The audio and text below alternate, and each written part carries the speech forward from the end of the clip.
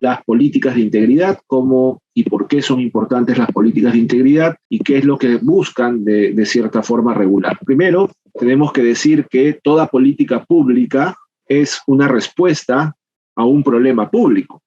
No existe una política pública que brote de la nada. Una política pública se formula para dar respuesta a una necesidad, para dar respuesta a un problema que le afecta a la ciudadanía, ¿no? Que le afecta a los ciudadanos y ciudadanas en su conjunto. Ya sabemos que una política pública es fundamentalmente una decisión pública, una decisión gubernamental, una decisión de quien ejerce el poder público en las distintas entidades públicas en nuestro país y como acción, insisto, busca solucionar problemas o busca satisfacer necesidades de la población.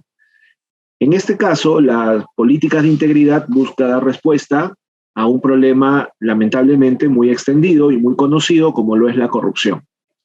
Y la corrupción es un problema porque, en primer lugar, afecta los derechos de las personas.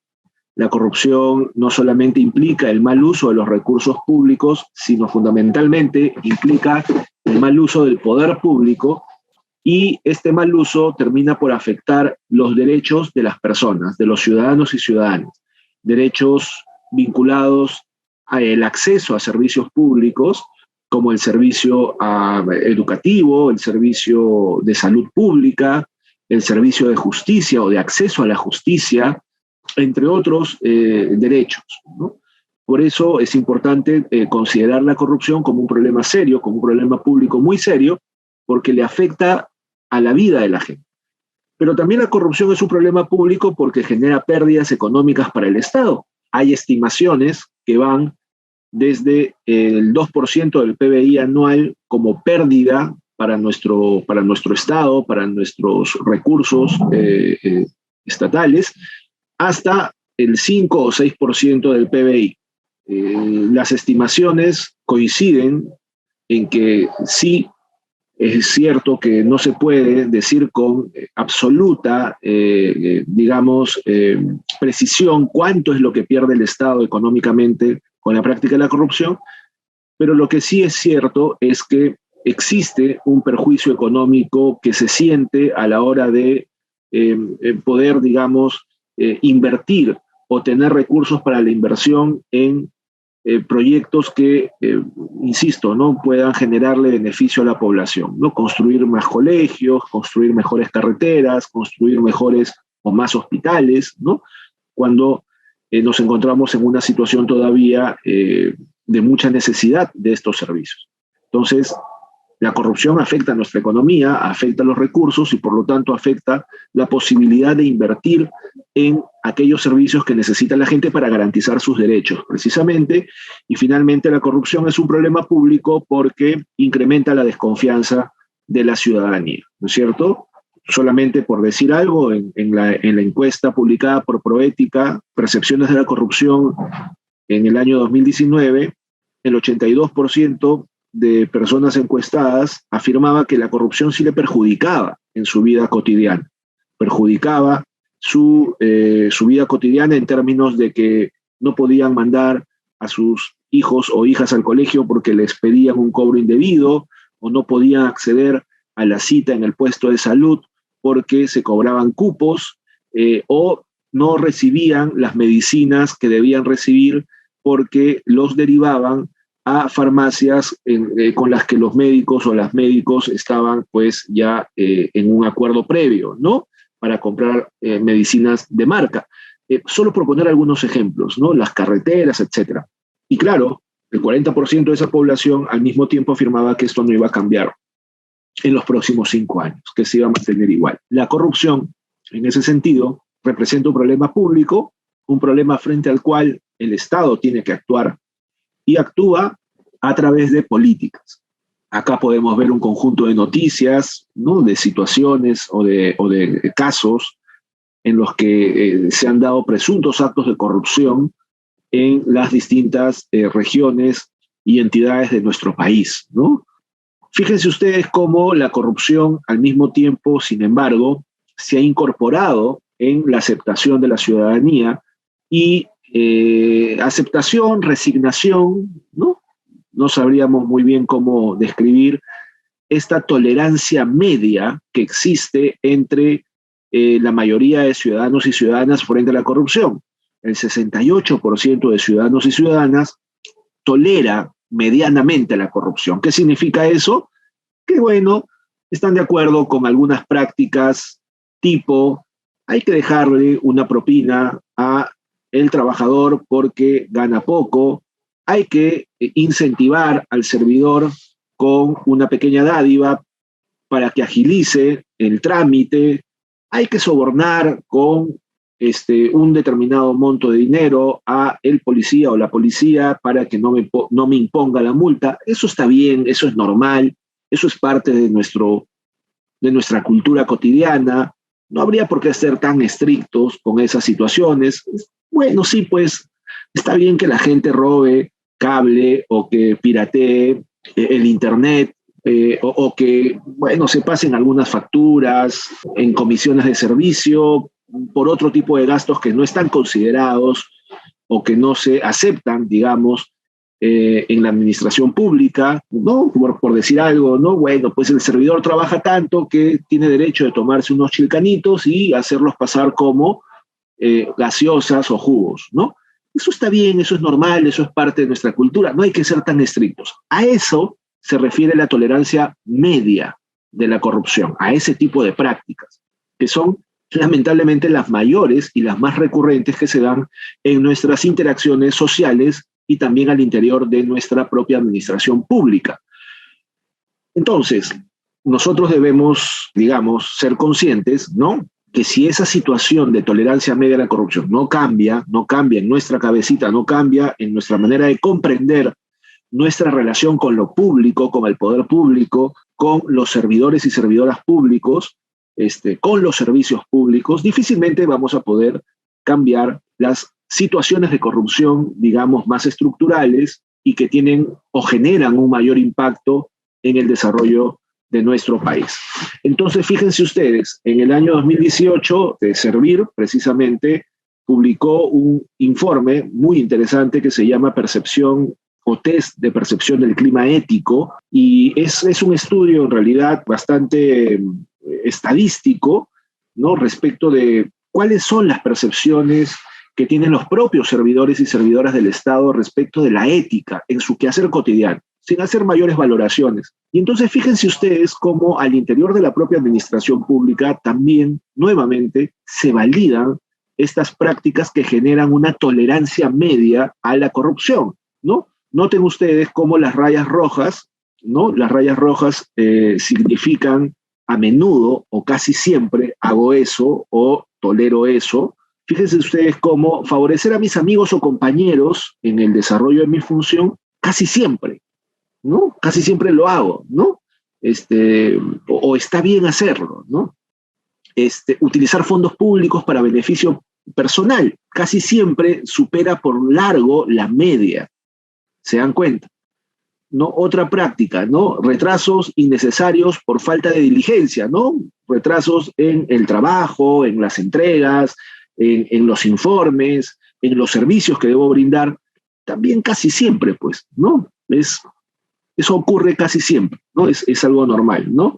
Priorizar los intereses personales sobre los intereses de la ciudadanía, casi siempre. Conflicto de intereses, casi siempre, ¿no? Eso es normal. Incumplir los principios del mérito para los ascensos, casi siempre, a menudo, eso ocurre casi siempre. Fíjense ustedes cuántas prácticas lesivas al correcto ejercicio de la administración pública son aceptadas por los propios servidores y servidoras del Estado como normales, como aquello que se da casi siempre o a menudo, y aquello con lo que ya se ha aprendido a convivir.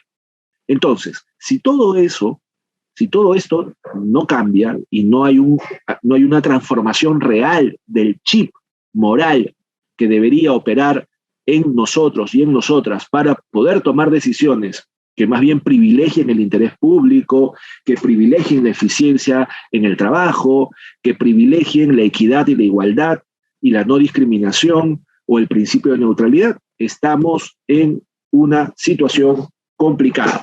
Y bueno, ya para ir terminando esta primera parte y poder definir mejor el problema público al que se enfrentan, o frente al cual, mejor dicho, las políticas de integridad quieren dar una respuesta, fíjense ustedes cómo en esta escala de incidencia, ¿no?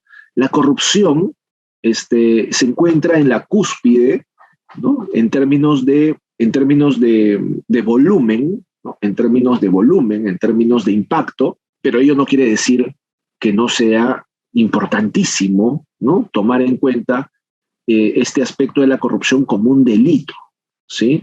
Los delitos contra la administración pública se encuentran en la cúspide de esta pirámide, y a pesar de que no son en volumen tantos casos, ¿no es cierto? No dejan de ser significativos y no dejan de tener impacto muy importante en la vida de la gente. Porque si bien es cierto, pueden ser poquitos, el volumen del impacto es muy amplio porque se utilizan recursos públicos que van a desviarse indebidamente a intereses personales y van a dejar de aportarle a la vida de los ciudadanos y ciudadanas. El segundo, digamos, espectro dentro de la pirámide, ¿no? Contiene, mejor dicho, los comportamientos indebidos de los servidores públicos, las inconductas funcionales, ¿no? Aquello que está reñido con, digamos, la ética en la función pública, aquello que está en contra de lo que un servidor o servidora debe hacer, debe desarrollar. Y no es poco, no es poca la incidencia ni el volumen, como ustedes pueden observar, y finalmente, en la parte inferior de la pirámide, ¿no? La que ocupa el mayor volumen de las prácticas indebidas, se encuentran aquellas que son las cuestionables, que son las prácticas éticas en términos más amplios, que suponen un atentado contra la probidad o contra la lealtad en el ejercicio de la función pública, o en la manera en cómo los servidores se relacionan con los ciudadanos y ciudadanas, ¿no? Solo por poner ejemplos rápidos de estas prácticas cuestionables, se encuentran aquellas a las que yo me he enfrentado muchísimas veces en mis experiencias laborales en el Estado, eso de llegar a las 8 corriendo, marcar corriendo mi ingreso, dejar mis cosas y luego irme a la cafetería y dedicarme media hora a tomar mi desayuno durante el horario de trabajo. Es una práctica cuestionable porque evidentemente estamos atentando contra nuestro horario laboral, ¿no? Contra nuestro tiempo de trabajo, ¿no? Tomar algunas hojitas de la impresora para, digamos, poder desarrollar algún tipo de tarea personal que no involucra mis tareas funcionales en la oficina, tomar los útiles que me asignan para mi trabajo y llevármelos a mi casa y ya luego nunca más devolverlos, ¿no? Los lapiceros, los blocs, ¿no? A veces ocurre que uno se da cuenta tarde de que tiene una colección de blocs o de cuadernos y de lapiceros en casa que son aquellos que nos han dado en las oficinas y no nos hemos dado cuenta muchas veces de lo cuestionable que es esta práctica y de cuánto perjuicio le genera al Estado económicamente. Solo por poner algunos ejemplos rápidos. Entonces, fíjense ustedes, ¿por qué debemos enfrentarnos a la corrupción? ¿Por qué debemos hacer algo, digamos, contra la corrupción? ¿No? En primer lugar, como ya lo hemos dicho, porque afecta a nuestros derechos fundamentales, genera perjuicios económicos, afecta a la buena administración pública y, por lo tanto, el correcto funcionamiento del Estado, ¿no?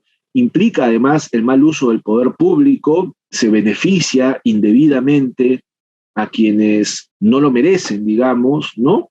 De manera económica o de cualquier otra forma, y se privilegia el interés privado, el interés personal, por encima del interés público, del interés general, que es lo que deberíamos estar siempre dispuestos a defender como servidores y servidoras del Estado.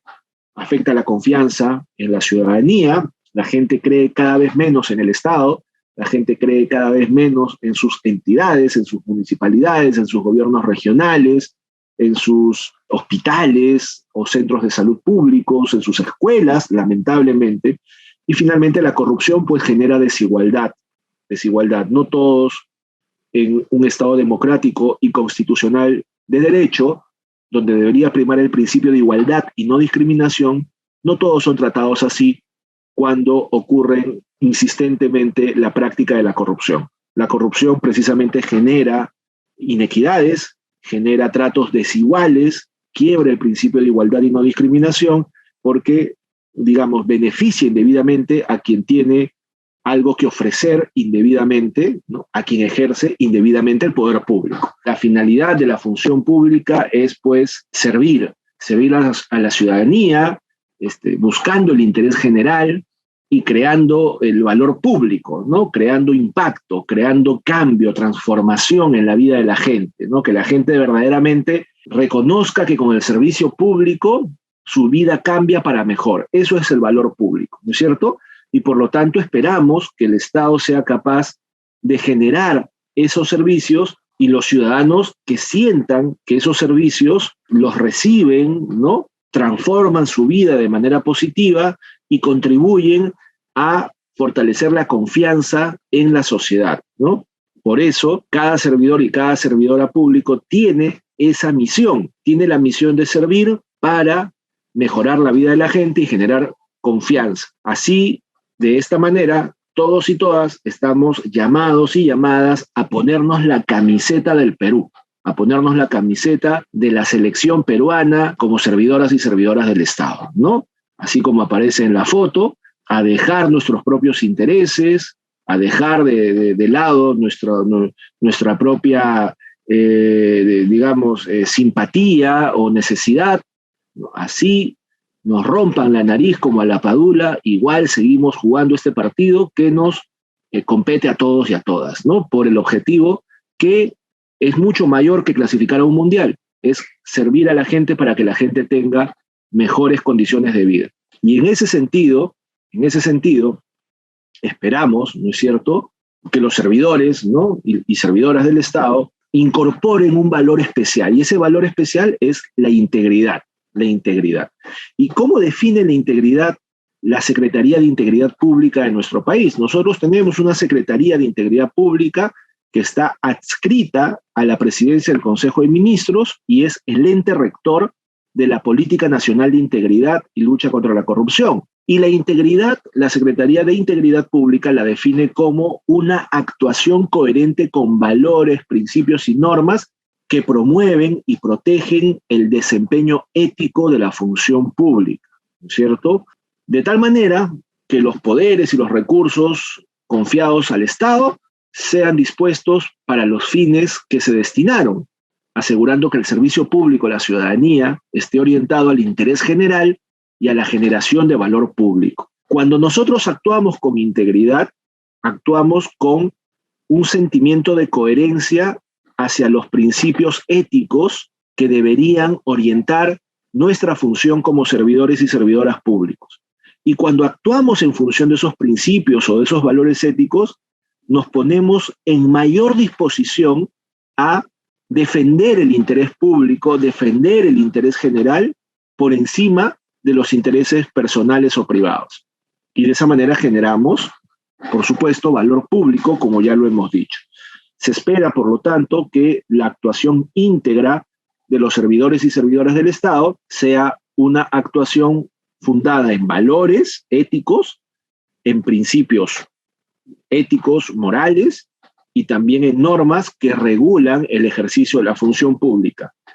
¿Y esto para qué? Para servir a la ciudadanía y poder nuevamente, insisto, generar valor público. Así es como lo define la Secretaría de Integridad Pública. Ojo, ¿sí? Y me parece que es una estupenda definición de la integridad. Y entonces, nuestra Secretaría de Integridad Pública nos indica, digamos, algunas prácticas que debemos incorporar en nuestra función cotidiana como servidores para actuar con integridad. Por ejemplo, ser transparentes, rendir cuentas, ¿no? Siempre estar dispuestos a dar información pública, a mostrar, digamos, nuestro trabajo, a actuar con veracidad frente a nuestros superiores, pero también frente a la ciudadanía, ser imparciales, no mantener intereses en conflicto, no beneficiar a mi amigo, a mi amiga, a mi promoción, a mi familiar en una decisión pública, sino mantener siempre una actitud imparcial, rechazar ventajas indebidas, ¿no es cierto? Muchas veces por el puesto que nos toca asumir como servidores del Estado, se nos ofrecen dádivas, se nos ofrecen privilegios y nosotros debemos estar dispuestos a rechazar esas ventajas indebidas porque nosotros no estamos para aprovecharnos de nuestro cargo, sino para servir a la gente a través de nuestro cargo. Promover el acceso justo a los puestos públicos, que todos tengan la misma oportunidad de poder competir, concursar y acceder a puestos públicos en función de los méritos y en función de las necesidades requeridas por las entidades públicas, conocer las normas y las reglas de conducta que regulan el ejercicio civil, del servicio civil, tomar conciencia de nuestros riesgos, ¿no?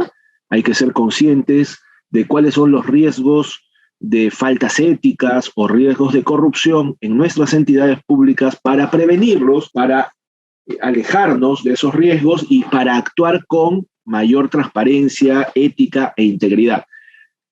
Evitar los sesgos y el exceso de confianza, ¿no es cierto? Tener siempre una mirada abierta, pero al mismo tiempo tener siempre una mirada lo suficientemente centrada en las reglas de juego para no excedernos, ¿no?, en nuestras posiciones frente a los demás, frente a nuestros compañeros y compañeras, frente a nuestros supervisores o frente a la ciudadanía. Y finalmente, conocer y emplear los mecanismos de denuncia, porque si no evidenciamos las malas prácticas, estas nunca van a cambiar. La Política Nacional de Integridad y Lucha contra la Corrupción se formula para dar respuesta a todas estas dificultades que hemos encontrado, al problema público de la corrupción, pero también al problema público de la falta de ética y de integridad en el ejercicio de las funciones de los servidores y servidoras del Estado. Este gráfico, esta imagen que ustedes ven aquí, es el diagnóstico que se realiza a la hora de elaborar la Política Nacional de Integridad. Y el diagnóstico indica que todas las políticas anteriores, ¿no?, entre el 2001 y el 2017, se habían centrado en los delitos de corrupción y habían dejado de lado lo que constituía el mayor volumen de situaciones cuestionables, de faltas éticas, digamos, poca diligencia y efectividad en el servicio público, y que finalmente impactaba en mayor medida la provisión de los servicios públicos. Y todo eso tenía que ver con la cultura organizacional, con la manera en cómo hemos o veníamos, digamos, entendiendo nuestra práctica profesional, laboral, nuestras relaciones entre colegas, la manera en cómo las entidades se habían habituado a proceder frente a la ciudadanía, ¿no?, haciendo mal uso de la información privilegiada, faltando al principio de neutralidad, obteniendo ventajas indebidas, pequeñas coimas, conflicto de intereses, débil meritocracia, etc.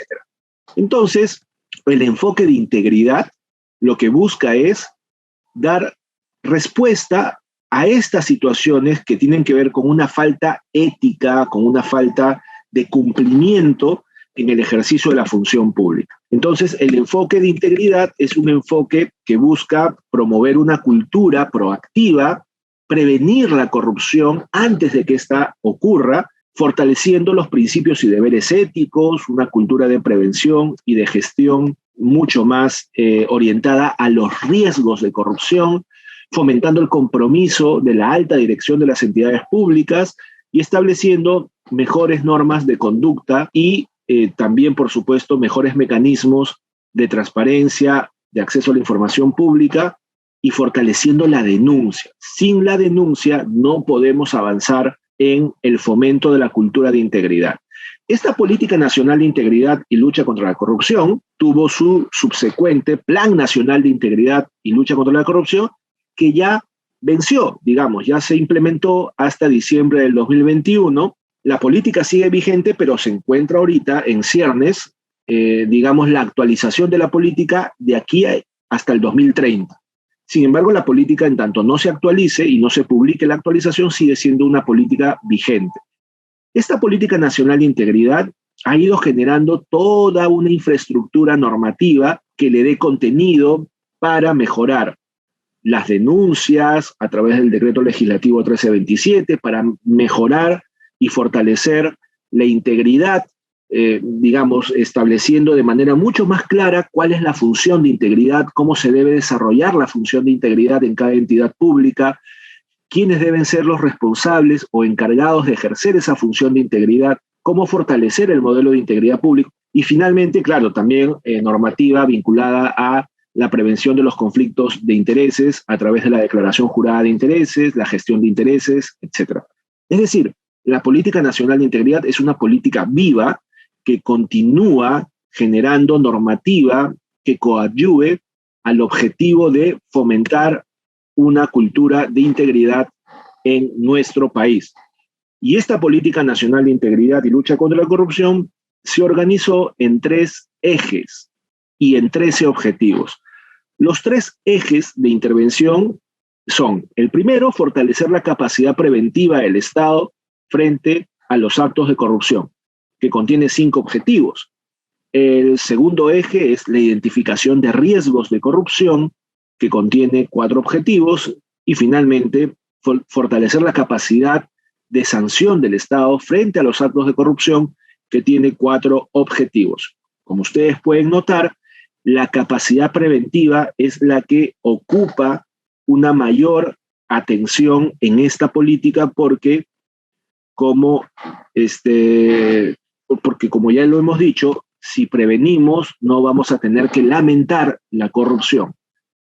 Estos son los objetivos que están, digamos, dispuestos para cada eje, pero a mí me interesa solamente resaltar, por ejemplo, en el eje de prevención, en el eje 1, cómo hay objetivos estructurales que tienen que ver con las reformas políticas de nuestro país, la reforma del sistema electoral, por ejemplo, para que sea un sistema electoral mucho más transparente, que podamos saber quiénes financian a los partidos políticos en contienda, quiénes financian, cómo se financia, de dónde vienen esos fondos, promover también, por supuesto, el fortalecimiento del sistema de justicia. Es un tema fundamental en el objetivo número 3, en el eje número 3. Sin un sistema de justicia penal fuerte, capaz de sancionar con justicia, que haga posible que quien denuncie verdaderamente pueda haber reparado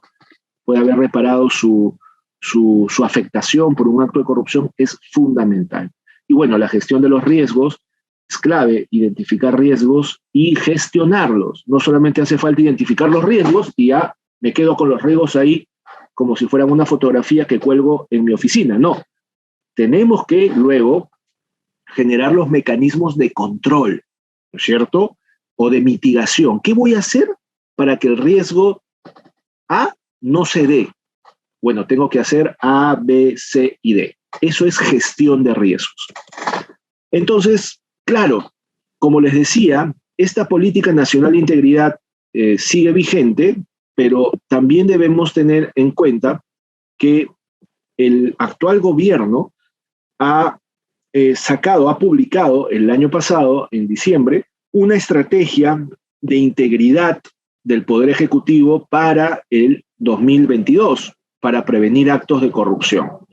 Y esto es así porque, como les digo, ya les dije, perdón, la política nacional de integridad al 2030 se está terminando de diseñar y se está terminando de aprobar. Mientras tanto, tenemos estos 10 lineamientos para promover la integridad y prevenir actos de corrupción, ¿no? Como, en primer lugar, fortalecer la debida diligencia. En segundo lugar, fortalecer las capacidades para desarrollar campañas de información, difusión, sensibilización interna y externa sobre la integridad pública y al mismo tiempo asegurar la implementación del registro estándar de visitas en línea, asegurar el cumplimiento estricto de las normas para prevenir y sancionar los posibles conflictos de intereses, implementar el registro de solicitudes de atención de audiencias, de gestiones de intereses. Esto es muy importante, ¿no? Que quienes quieran gestionar un interés privado puedan hacerlo, pero que haya un registro de cómo se gestionan esos intereses privados. Si yo quiero reunirme con un congresista de la República para gestionar el interés de una determinada empresa, es decir, que el congresista tome conocimiento del interés de una determinada empresa y genere una norma, una ley, etcétera, o una incidencia en el Congreso a favor de esa norma que va a beneficiar a mi empresa, bueno, está bien, pero todos debemos saber quién ha sido el congresista, cuál ha sido la agenda, qué es lo que se ha discutido y cuál ha sido el acuerdo, para estar vigilantes de que no se incumpla o no se favorezca indebidamente a través de un acto de corrupción a esta empresa. Identificar riesgos de corrupción o de integridad pública, aplicar el índice de capacidad preventiva frente a la corrupción e implementar el modelo de integridad. Finalmente, fortalecer la institucionalidad en materia de transparencia e integridad pública, impulsar mecanismos de voluntariado, es decir, convocar a la ciudadanía para que se involucren de manera activa en acciones de integridad y finalmente asegurar la implementación de la plataforma digital única de denuncias para mejorar la denuncia ciudadana en materia de corrupción.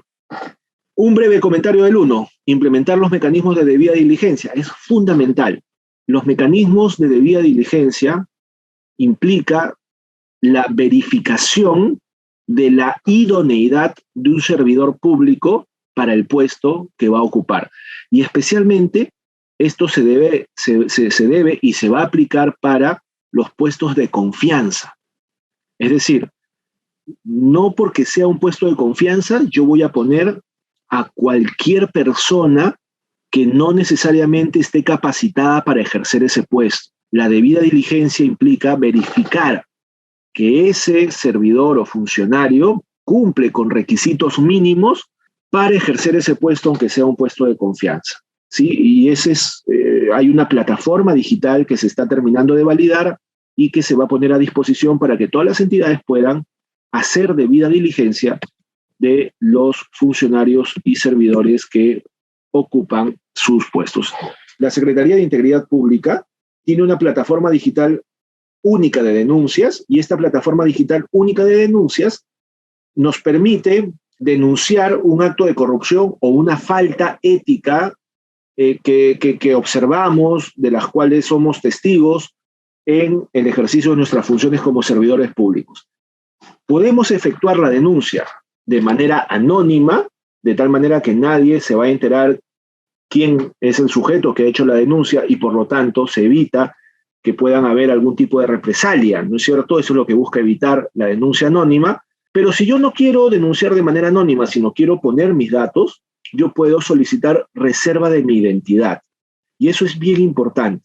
La reserva de la identidad es una suerte de anonimación, pero con conocimiento de parte de la entidad, ¿no? Ya no es anónima, sino es con reserva de identidad. Yo sé que Carlos Mario ha puesto su denuncia por una situación de acoso laboral por parte de su superior, pero ha solicitado una reserva de identidad. Por lo tanto, el denunciado no va a saber quién es el que ha puesto esa denuncia contra él o contra ella, ¿no? Y finalmente yo puedo solicitar medidas de protección laboral, es decir, puedo denunciar y no solicitar reserva de la identidad, pero en caso yo reciba algún tipo de advertencia que ponga en riesgo mi integridad física o psicológica por parte de el denunciado o la denunciada, entonces yo puedo solicitar medidas de protección para evitar precisamente verme perjudicado por la persona que ha sido denunciada.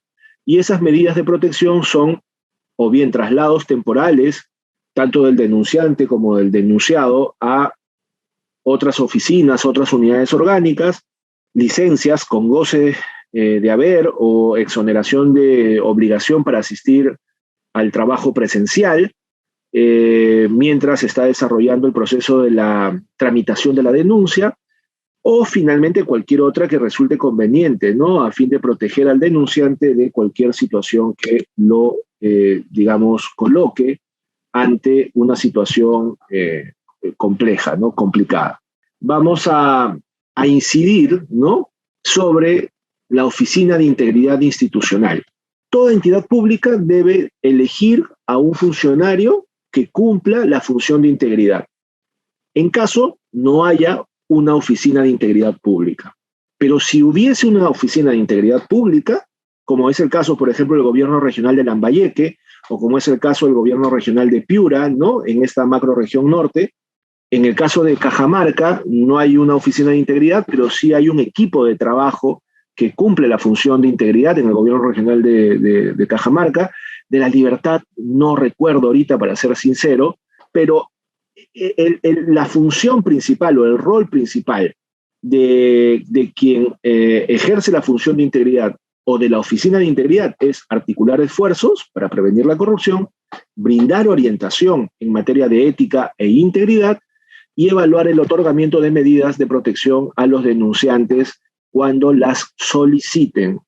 Y finalmente, claro, promover actividades de capacitación, difusión y sensibilización tanto a los servidores públicos al interior de las entidades públicas como también a la ciudadanía que acude a la entidad para solicitar algún tipo de servicio.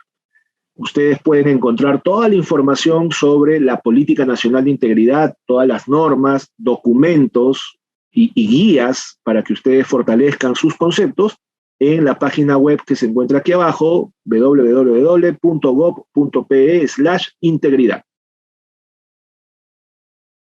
Siempre con el pueblo. Gobierno del Perú.